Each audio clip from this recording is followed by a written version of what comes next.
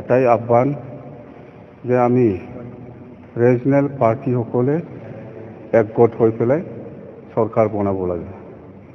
BPF দলৰ হৈ বা বিটিসি বাকী ৰাইজৰ হৈ মই আপিল কৰিছোঁ যেনে ৰিজনাল পাৰ্টি বুলি ক'লে বিপিএফ, আমাৰ ইউপিপিএল, গণ সুৰক্ষা পাৰ্টি বা এজিপি বা যিমান মানে ৰিজনাল পলিটিক্যাল পাৰ্টি আছে আমি সকলে একগোট হৈ পেলাই বিটিসি চৰকাৰ কৰিবৰ কাৰণে মই সকলোকে আহ্বান জনাইছোঁ।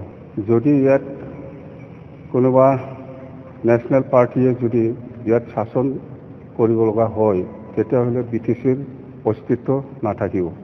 এই কাৰণে মই ৰিজনাল ফ'ৰ্চ বা ৰিজনাল পলিটিক্যাল পাৰ্টিসকলক মই অনুৰোধ কৰিছোঁ আমি একেলগে একগোট হৈ পেলাই অহা 24 তাৰিখত আমি ফ্লোৰ টেষ্টত মানে ৰিজনাল পাৰ্টি হিচাপে একগোট হৈ পেলাই আমি ভোটদান কৰিব লাগে আৰু চৰকাৰটো বনাব লাগে। আপোনালোকে সকলোৱে গম পাই আছে যে হাগ্ৰামা মহিলাৰীয়ে চিফ বা ডেপুটি চিফ হোৱাৰ কোনো প্ৰশ্নই নাহে।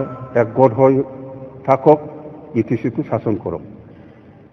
বাস মই যে চিফ হ'ব লাগে বা কোনোবাই যে চিফ হ'ব লাগে, মই যে চিফ হ'ব লাগে সেইটো ডিমাণ্ড নাই। মই কৈছোঁ আমি সকলো ৰিজনাল পলিটিক্যাল পাৰ্টিয়ে একগোট হ'ব লাগে আৰু বিটিসিটো ৰিজনাল পাৰ্টিয়ে শাসন কৰিব লাগে। সেইটোৱেই।